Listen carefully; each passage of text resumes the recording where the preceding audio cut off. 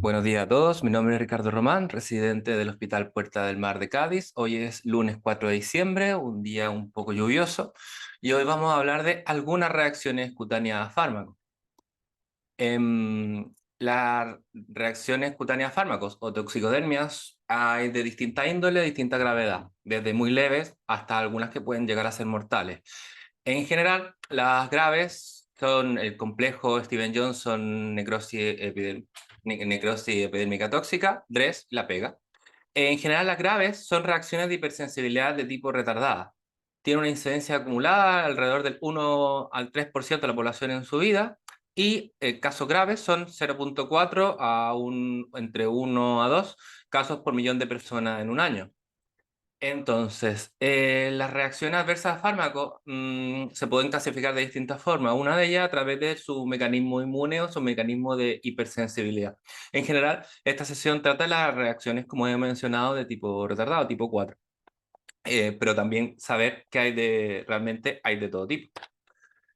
Em, Muy importante reconocer las causas. Luego lo vamos a ir repasando cuando ya vamos hablando de la etiología una por una, pero es importante saber que las etiologías más probables también son los fármacos que más se utilizan, por probabilidad, básicamente.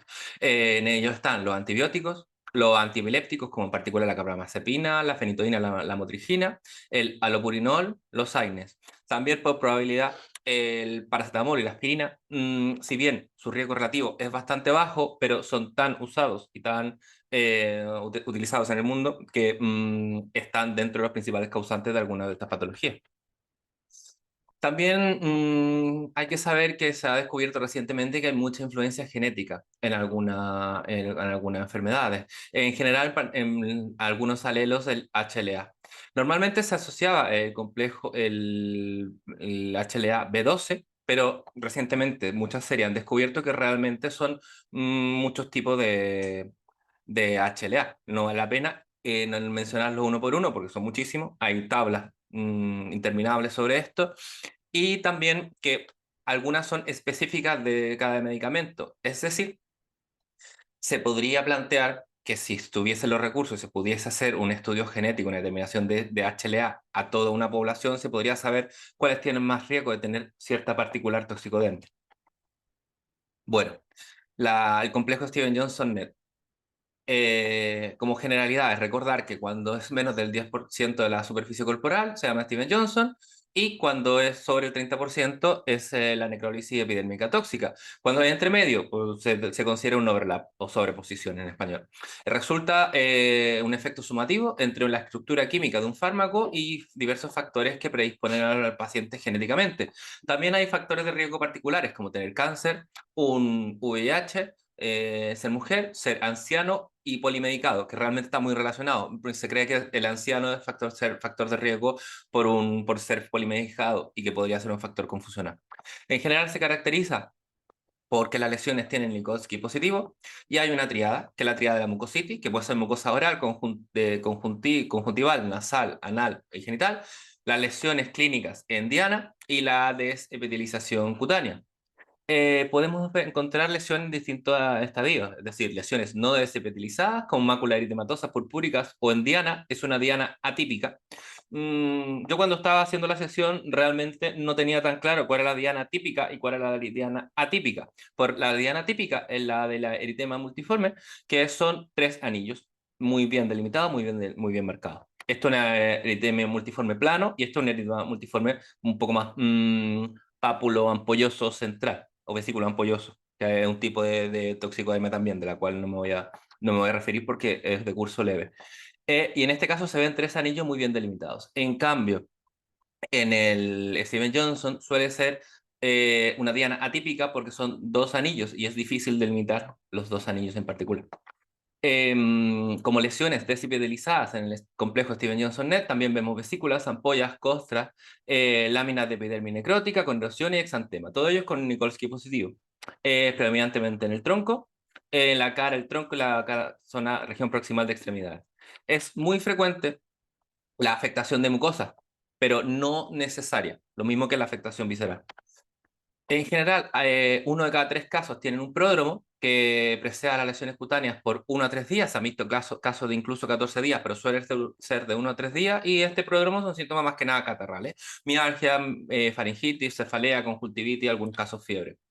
Entonces, ¿qué pasa? Hay máculas o pápulas eritematosas que pueden ser dolosas o urentes, muy mal delimitadas, con un centro violáceo que confluyen y se van generalizando. A lo largo de 3 o 4 días aparecen algunas ampollas flácidas con signo de Kolsky positivo y la piel ya se empieza a despegar. Esto suele ocurrir en las zonas de presión, las zonas de trauma. Vemos erosiones, úlceras superficiales que pueden sangrar.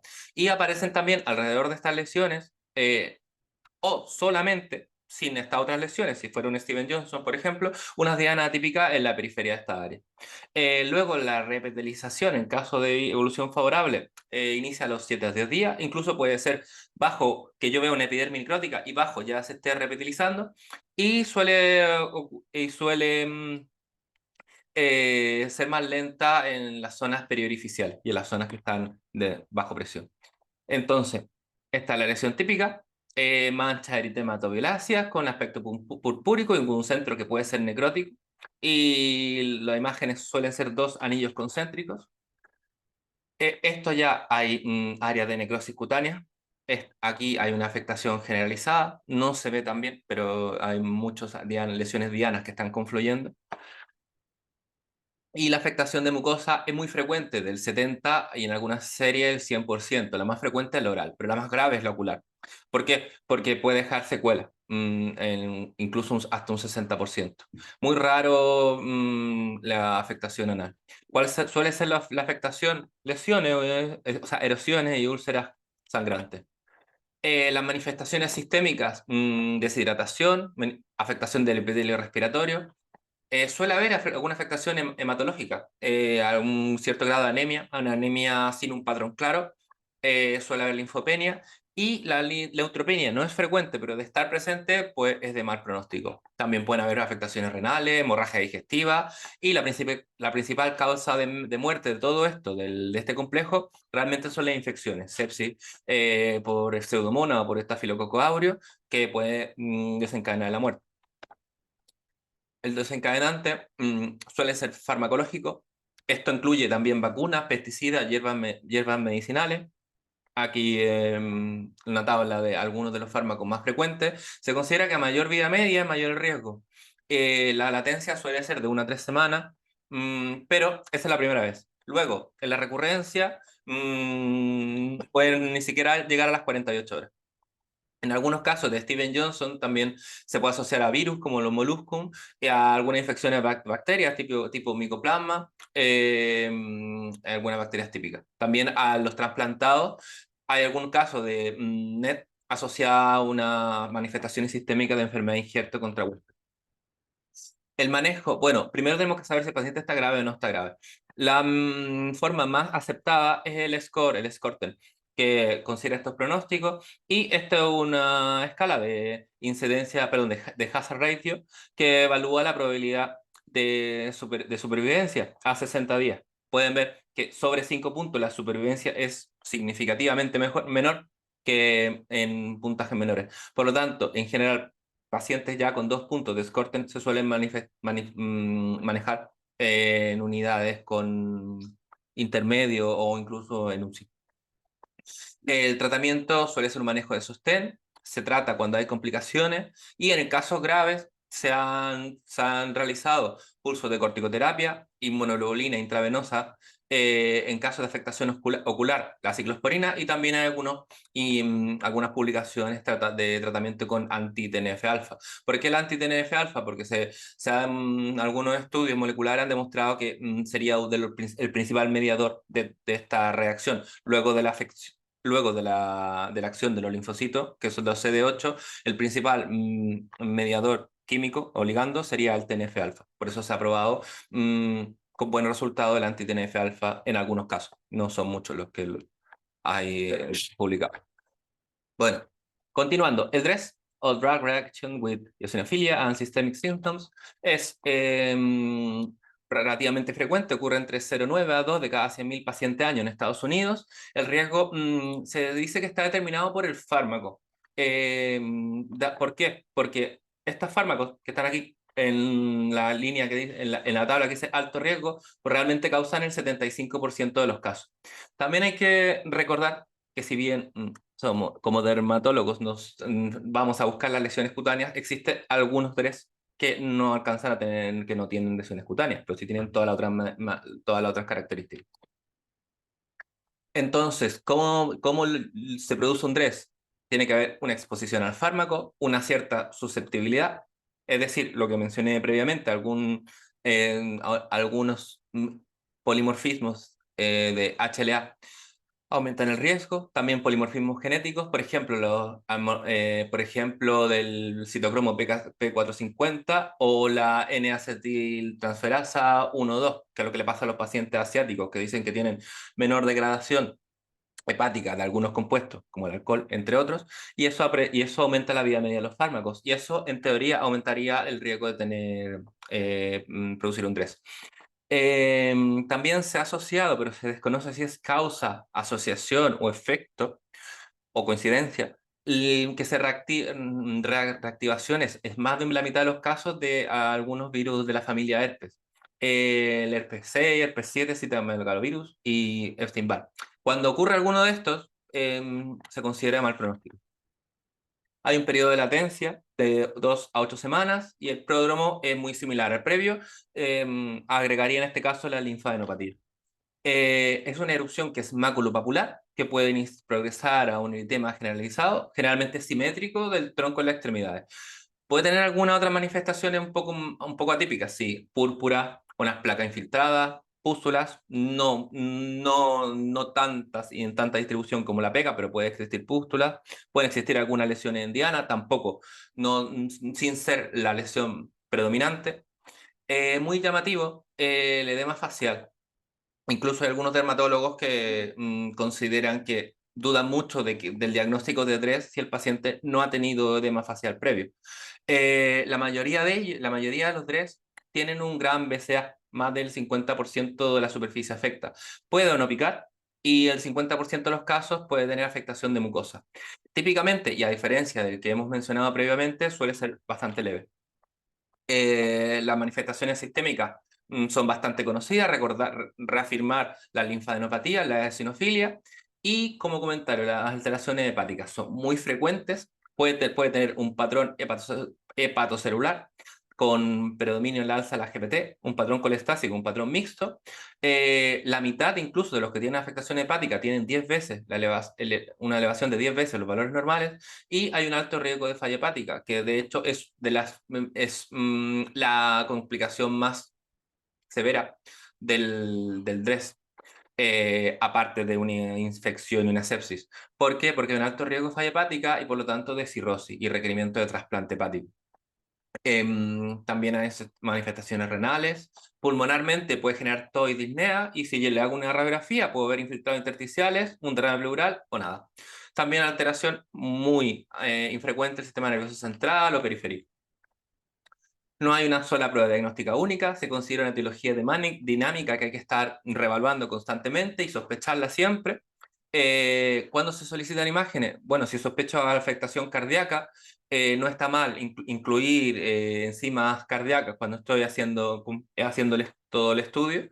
En ese caso se justificaría un ecocardiograma o incluso una resonancia cardíaca. Body tag o ecografía ganglionares en caso de ser necesario. Una biopsia, en este caso, sería bastante inespecífica, no hay un solo hallazgo específico que nos pueda confirmar este diagnóstico. Y posterior al cuadro, se puede hacer se puede hacer algún test. Tienen variabilidad diversa. Realmente el test de parche, la sensibilidad varía según el fármaco.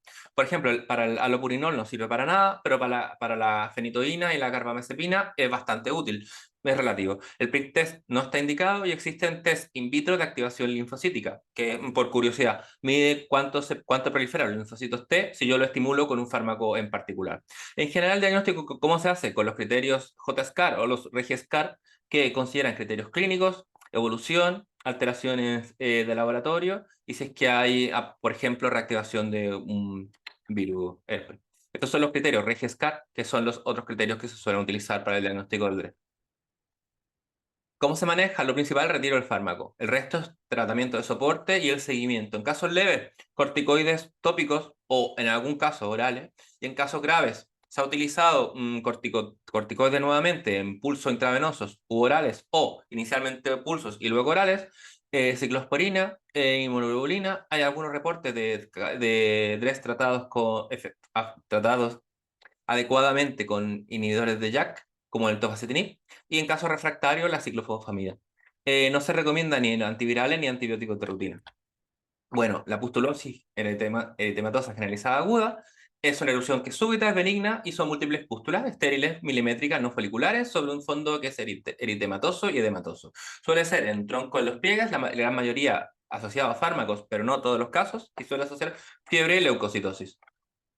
Vemos lo que mencionaba, una base eritematosa y muchas pústulas, con una posterior descamación. Bueno, la histopatología en este caso sí es un poco más característica. Veo algunos queratinocitos apoptóticos con este color un poco más eosinófilo y pústulas subcórneas. Suele haber también esponjiosis y eosinofilia en la dermis profunda. El diagnóstico se hace nuevamente con una mezcla de todo. Mezcla de criterios clínicos, mezcla de evolución, se considera también los resultados de la biopsia y los síntomas asociados. Con eso se realiza un puntaje y según el puntaje, pues se confirma el diagnóstico. Existe el diagnóstico confirmatorio, probable, poco probable o que se descarta. Los criterios son los Euroscans. El tratamiento en general es el retiro del fármaco, se puede en algún caso asociar corticoides. En otros casos se ha asociado ciclosporina. Tampoco ni antivirales ni antibióticos de rutina son necesarios. Una tabla resumen. Y solamente para mencionarlo, los inhibidores de EGFR suelen asociar reacciones acneiformes dentro de otras manifestaciones que tienen manifestaciones acrales, manifestaciones de mucosa, mucositis, sequedad, cerosis, pero algo un poco más característico son las reacciones acneiformes. Los inhibidores de la quinasa de Bruton, pues los hematomas. Muchas gracias, espero que les haya gustado.